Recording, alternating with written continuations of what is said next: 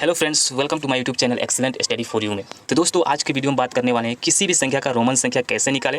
तो दोस्तों, जो रोमन संख्या होते हैं वो एग्जाम के व्यू से काफ़ी इंपॉर्टेंट होते हैं, जो आपके सभी कॉम्पिटिटिव एग्जाम में एक या दो क्वेश्चन पूछ लिए जाते हैं। तो दोस्तों, हम इस वीडियो में आपके लिए लाए एक ज़बरदस्त ट्रिक, जो आप केवल 2 सेकेंडों में किसी भी संख्या का रोमन संख्या आप निकाल सकते हैं। तो दोस्तों, वीडियो के साथ बने रहिएगा। अगर वीडियो अच्छा लगे तो लाइक और सब्सक्राइब कर दीजिएगा और बेल आइकन को प्रेस कर दीजिए, ताकि हम जो भी न्यू वीडियो अपलोड करें आप उन सबका नोटिफिकेशन मिल सके। तो दोस्तों, आइए वीडियो को शुरू करते हैं। तो दोस्तों, वीडियो शुरू करते हैं।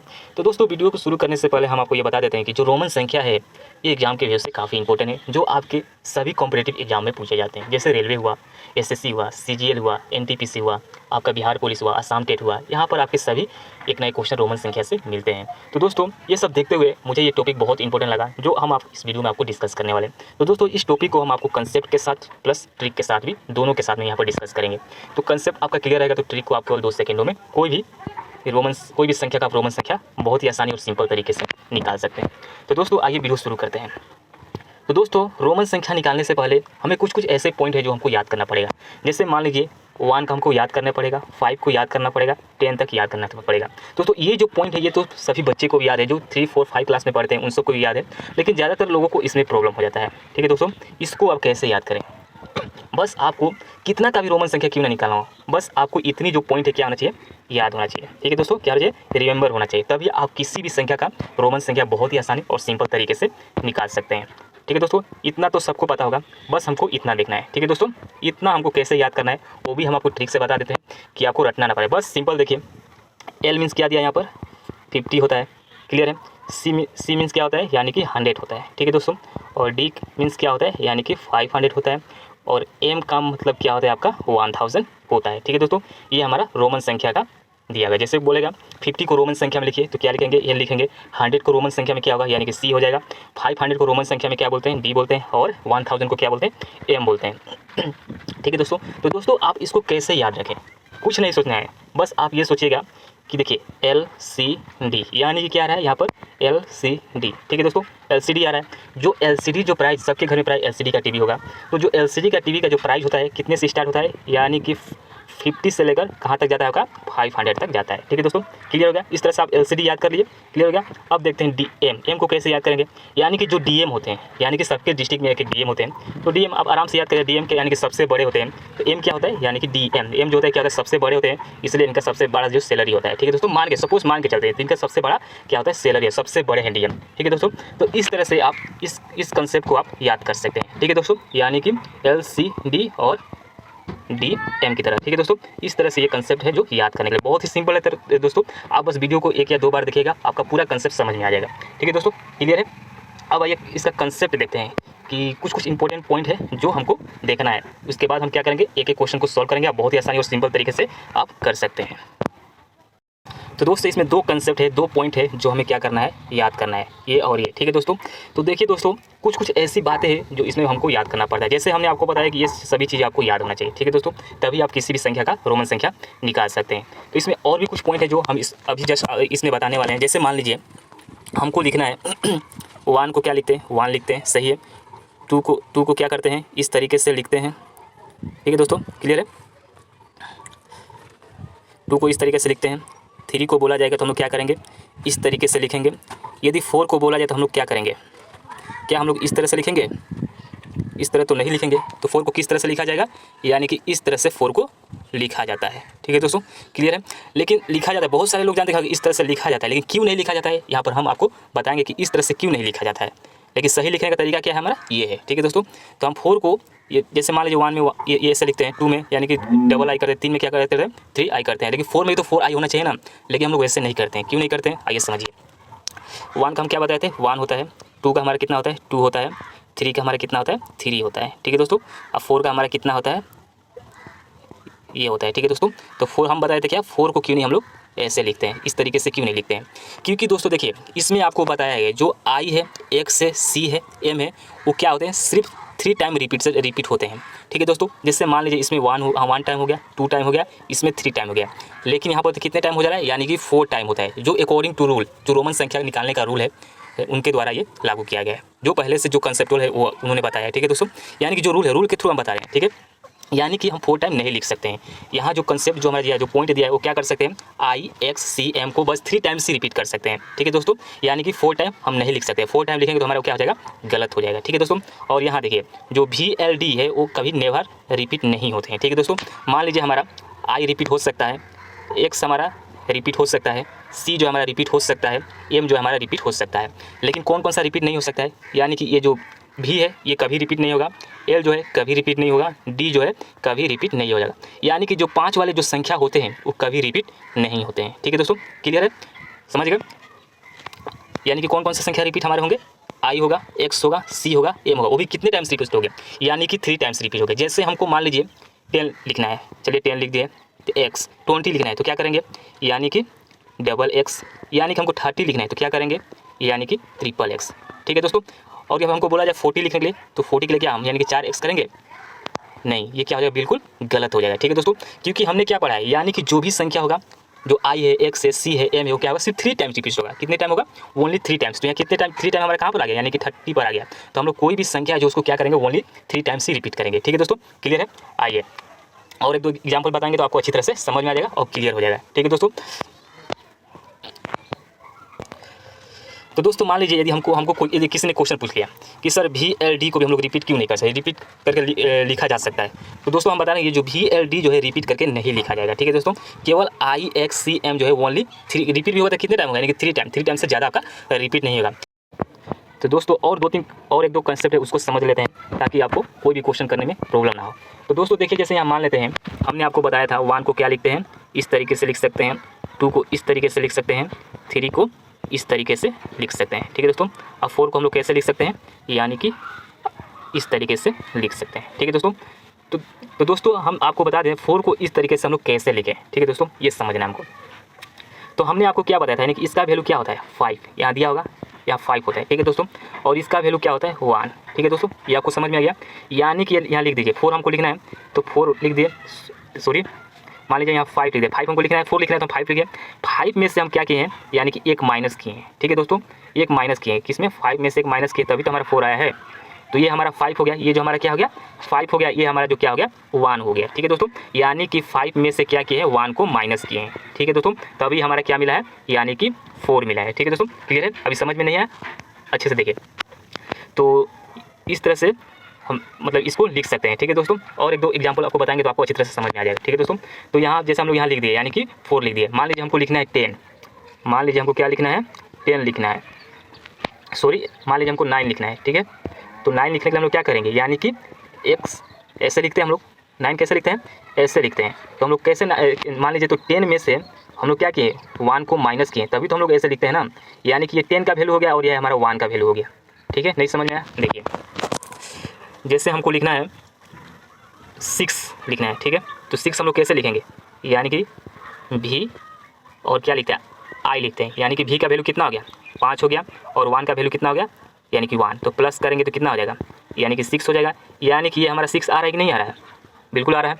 इस तरीके से आप किसी भी रोमन संख्या का मान निकाल सकते हैं। ठीक है, यानी कि पहले जो छोटी संख्या रहेगी, मान लीजिए हम 4 लिखें। ठीक है दोस्तों, ये हमारा बड़ी संख्या हो गया, ये हमारा क्या होगा, छोटी संख्या होगा।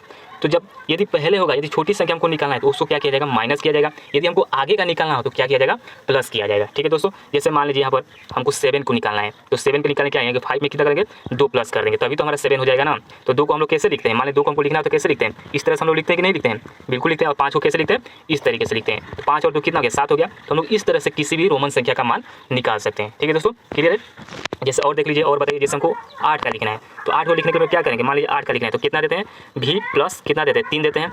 यानी कि भी का वैल्यू कितना हो गया, 5 हो गया, और 3 का वैल्यू कितना आ गया, यहाँ पर 3 हो गया। यदि हम दोनों को प्लस करते हैं तो कितना आ जाता है, यानी कि 8 आ जाता है। तो इस तरह से हम लोग क्या कर सकते हैं, किसी भी संख्या का रोमन संख्या निकाल सकते हैं। ठीक है दोस्तों, क्लियर है। और एक दो एग्जाम्पल लेते हैं, जैसे हमने आपको बताया 9 का लिखना हो तो क्या करेंगे, तो 9 का लिखने के लिए हम लोग क्या करते हैं, यानी कि x और क्या होता है, यानी कि x यानी कि 10 में से 1 माइनस करेंगे तभी तो हम 9 लिखेंगे ना।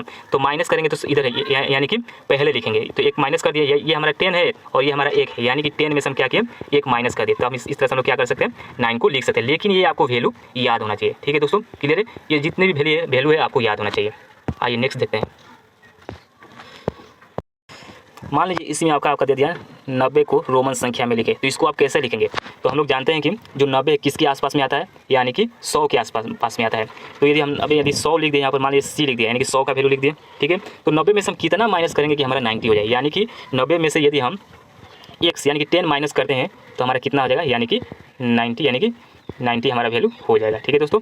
तो इस तरह से हमारा क्या हो जाएगा, 90 का क्या हो जाएगा, रोमन संख्या क्या हो जाएगा हमारा, x और c हो जाएगा। x और c हमारा क्या हो जाएगा, 90 का हमारा क्या हो जाएगा, रोमन संख्या हो जाएगा, ठीक है दोस्तों। अब यदि 100 का लिखना हो तो क्या करेंगे, हमें 100 का रोमन संख्या यहाँ पर ऑलरेडी दिया हुआ है आपका, यानी कि 100 का कितना हो जाता है, c होता है। यदि आपसे पूछ ले 200 का रोमन संख्या कितना हो जाएगा, तो यानी कि 100 प्लस 100 क्या होता है, यानी कि 200 होता है हमारा, यानी कि एक 100 का वैल्यू कितना है, यानी कि यहाँ पर कितना दिया है, यानी कि c, तो c लिख दिए। फिर और एक 100 का वैल्यू कितना हो जाएगा, c हो जाएगा, तो हमारा कितना हो जाएगा, यानी कि 200 का जो रोमन संख्या हो जाएगा वो कितना हो जाएगा, यानी कि cc, ये हमारा हो जाएगा, ठीक है दोस्तों। और देख लेते हैं, मान लीजिए हमको दे दिया 300 का रोमन संख्या निकालिए, तो 300 का रोमन संख्या कैसे निकालेंगे भाई? तो हम जानते हैं c का वैल्यू कितना है, और ये भी हम जानते हैं कि जो कोई भी संख्या जो कितनी बार रिपीट होगी, 3 टाइम्स रिपीट होगी, ये कंसेप्ट आपको याद रखना है, ठीक है दोस्तों। तो मान लीजिए 100 प्लस 100 प्लस 100 प्लस, यानी कितना हो जाएगा हमारा, 300 हो जाएगा, यानी कि 100 प्लस 100 प्लस 100 प्लस तभी करेंगे तभी तो 300 होगा ना, यानी कि एक 100 को हम रोमन संख्या में कितना लिखते हैं, c लिखते हैं, तो दूसरा का भी कितना लिखेंगे, c लिखेंगे, और तीसरा का भी कितना लिखेंगे, c लिखेंगे, यानी कि जो हमारा वैल्यू होगा वो 300 का जो रोमन संख्या क्या हो जाएगा, यानी कि c, यानी कि ये हमारा क्या हो जाएगा, रोमन संख्या हो जाएगा, ठीक है दोस्तों। और ये कितने बार लिखा गया है, यानी कि 3 टाइम्स से आपका लिखा गया, यानी कि 3 टाइम्स रिपीट होगा, ठीक है दोस्तों। यदि आपसे बोल दिया जाए कि आप 400 का रोमन संख्या में लिखे, तो आप कैसे लिखेंगे? तो मान लीजिए 100 प्लस 100 प्लस 100 प्लस 100 प्लस, क्या आप इस तरह से लिखेंगे? यानी कि हमने आप लोग क्या बताया था, यानी कि केवल कितने टाइम्स रिपीट होंगे, यानी कि 3 टाइम्स, यहाँ तो कितने टाइम रिपीट हो रहे हैं, यानी कि 4 टाइम, यानी कि C, ये तो बिल्कुल गलत हो जाएगा। तो इस तरह से हमारा ये नहीं होगा, क्योंकि यदि 300 तो पूछेगा तो हम लोग कर सकते हैं, क्योंकि 3 टाइम्स रिपीट हो रहा है, लेकिन जब 400 का पूछेगा तो हम लोग क्या करेंगे? तो 400 को यदि पूछेगा कि रोमन संख्या निकालें, तो 400 के नियरेस्ट कौन सा है, यानी कि 500, यानी कि डी आ जाता है, तो डी का वैल्यू कितना होता है, यानी कि 500 होता है, ठीक है दोस्तों। और एक हमारा कितना बढ़, और एक 100 बढ़ जाता है, तो डी में से यदि हम यानी कि 100 माइनस करेंगे, डी में से यदि 100 माइनस करेंगे तो हमारा कितना आ जाएगा, यानी कि 400 आ जाएगा, यानी कि जो हमारा 400 का जो रोमन संख्या है वो कितना हो जाएगा, यानी कि सी और डी हो जाएगा, ठीक है दोस्तों। क्लियर है? इस तरह से आप कर सकते हैं, क्लियर हुआ? क्योंकि जो यदि 100 करके लेते हैं तो 100 हमारा मान लीजिए, ये तो 300 का हो गया, यदि 400 का आप सोच रहे हैं कि फिर और एक सी दे दे तो ये गलत हो जाए। तो हमने आपको कंसेप्ट में बताया था कि जो भी संख्या रिपीट होगी वो कितने बार रिपीट होंगे, यानी कि 3 टाइम्स रिपीट होगा, 3 टाइम्स से ज़्यादा रिपीट नहीं होगी। ये मान लीजिए हमारा 500 है, डी का वैल्यू कितना है हमारा 500, अब 500 में से यदि हम 100 माइनस कर देते हैं तो हमारा 400 मिल जाता है। तो इस तरह से हम कंसेप्ट को समझिए और आप यह आसानी से कोई किसी का भी रोमन संख्या निकाल सकते हैं। तो और एक दो एग्जाम्पल देख लेते हैं। जैसे हमको बोल दिया 600 को निकालिए, तो 600 को कैसे निकालेंगे भाई? तो हम जानते हैं कि जो डी का वैल्यू कितना होता है 500, तो 500 में हम कितना प्लस करेंगे कि 600 हो, यानी कि 100 प्लस करते हैं। तो जो डी का वैल्यू ऑलरेडी हमारा कितना 5 दिया है, तो यहाँ डी लिख दिए, और सी का वैल्यू हमारा कितना दिया है, ये 100 का वैल्यू कितना दिया है सी, तो यहाँ सी लिख देते हैं। यानी कि जो 600 का जो रोमन संख्या होगा कितना, यानी कि आपका डी और सी हो जाएगा, ठीक है दोस्तों। इस तरह से निकाल सकते हैं। यदि 700 का दे दिया कि 700 का रोमन संख्या निकालिए, तो अब क्या करेंगे? तो हम जानते हैं कि जो 500, जो 5 के बाद क्या करेंगे 5, यानी कि ये लिख दिया आपका 500 प्लस 100 प्लस और क्या करेंगे 100 प्लस, ठीक है दोस्तों। तो 5 का कितना होता है डी होता है, और 100 का कितना होता है सी होता है, और 100 का कितना होता है सी होता है, ठीक है दोस्तों। इस तरह से हम 700 का रोमन संख्या लिख सकते हैं। अब सी हमारा कितना टाइम रिपीट हुआ है, यानी कि 2 बार रिपीट हुआ है। यदि हमको बोल दिया जाए 800 का रोमन संख्या निकालिए, तो क्या करेंगे, यानी कि 500 प्लस 100 प्लस 100 प्लस 100 प्लस, ठीक है दोस्तों। तो 500 का हमारा कितना है, यानी कि डी है, तो डी को हम लोग लिख देते हैं। 100 का कितना है सी है, तो सी लिख देते हैं। 100 का कितना है, यानी कि सी है। 100 का कितना है, यानी कि सी है। तो इस तरह से हम 800 का हम क्या कर सकते हैं, रोमन संख्या लिख सकते हैं। और एक बात देखिए दोस्तों, यहाँ पर सी जो है कितने टाइम रिपीट हुए हैं, यानी कि 3 टाइम्स रिपीट हुए हैं, ठीक है दोस्तों। क्लियर? अब इससे ज़्यादा रिपीट नहीं हो सकते हैं। यदि हमको बोल दिया 900 का, भाई आप एक काम करके दिखाइए, रोमन संख्या निकाल कर दिखाइए, तो क्या करेंगे? कुछ नहीं करना है दोस्तों, बस आपको क्या करना है, 1000 को लिख लीजिए, 1000 यानी कि एम का वैल्यू लिख लिए।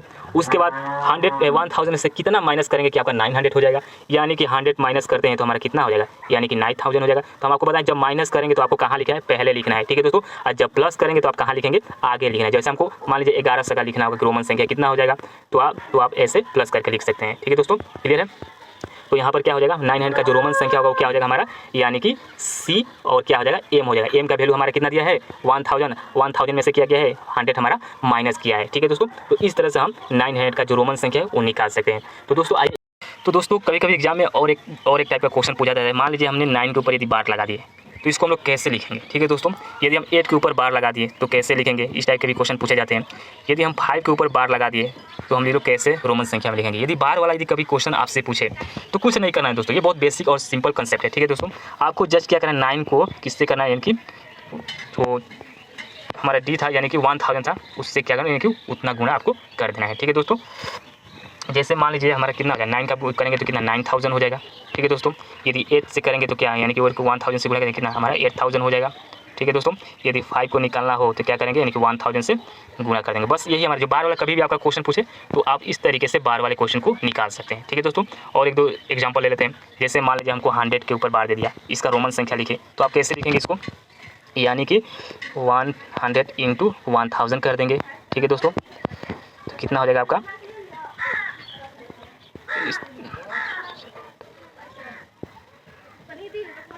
इस तरह से हम लोग लिख सकते हैं, ठीक है दोस्तों, क्लियर है। यदि मान लीजिए आपका दे दिया कि 200 का कितना हो जाएगा, इसको 1000 से क्या करना है, आपको गुना कर देना है, ठीक है दोस्तों। ये हमारा क्या हो जाएगा, बार वाला संख्या हो जाएगा, ठीक है दोस्तों, क्लियर है। तो दोस्तों आइए देखते हैं आप एग्जाम में किस टाइप के क्वेश्चन पूछे जाते हैं, कैसे क्वेश्चन पूछे जाते हैं। आइए यहाँ पर फाइंड करते हैं। जैसे यहाँ दिया फाइंड द रोमन नंबर, ठीक है दोस्तों। अब मान लीजिए हमारा दिया है 102 का रोमन संख्या लिखिए, तो क्या करेंगे, 100 में हम कितना प्लस करेंगे कि 200 हो जाएगा, यानी कि 2 प्लस करेंगे तो कितना हो जाएगा कि 102 हो जाएगा। तो हम जानते हैं कि 100 को रोमन संख्या में क्या लिखा जाता है, यानी कि C लिखा जाता है, और 2 के लिए क्या लिखा जाता है, यानी कि डबल है। यानी कि इस तरह से हम क्या कर सकते हैं, 102 का रोमन संख्या लिख सकते हैं, ठीक है दोस्तों, क्लियर है। उसी तरह आज 325 को कैसे लिखेंगे, यानी कि 100 प्लस 10 प्लस आपका 5 हो जाएगा, ठीक है दोस्तों। तो एक 100 के लिए हम जानते हैं कि 100 के लिए कितना रोमन संख्या लिखा जाता है, C लिखा जाता है, ठीक है। और इसके लिए भी C लिखा जाएगा, इस 100 के लिए भी C लिखा जाएगा। और 10 के लिए हम जानते हैं कि X लिखते हैं, और ये भी 10 के लिए X लिखते हैं, और ये 5 के लिए क्या लिख सकते हैं, भी लिख सकते हैं। यानी कि जो 325 का जो रोमन संख्या होगा वो ये होगा, ठीक है दोस्तों, क्लियर है। अब आइए नेक्स्ट क्वेश्चन देखते हैं। नेक्स्ट हमारा दिया है 500 का रोमन संख्या निकालना है। तो हम जानते हैं कि D के लिए हम क्या लिख सकते हैं, यानी कि 500 लिख सकते हैं, ठीक है दोस्तों। और यहाँ पर कितना दिया है, यानी कि 50 दिया है, तो फिर 50 के लिए हम कितना, 50 के लिए हम क्या रोमन संख्या क्या लिखते हैं, यानी कि L लिखते हैं। तो मान लीजिए हमारा 500 प्लस कितना हो जाएगा 50, तभी तो हमारा कितना हो जाएगा 550 होगा। तो D को 500 हम लोग क्या लिख सकते हैं, यानी कि D लिख सकते हैं, D है। और 50 का हमारा रोमन संख्या कितना है, यानी कि L है, ठीक है दोस्तों। यानी कि जो रोमन संख्या होगा 500 का क्या है, यानी कि D और L होगा, ठीक है दोस्तों। इस तरह से हम 550 का रोमन संख्या निकाल सकते हैं, बहुत ही सिंपल से। आइए नेक्स्ट देखते हैं।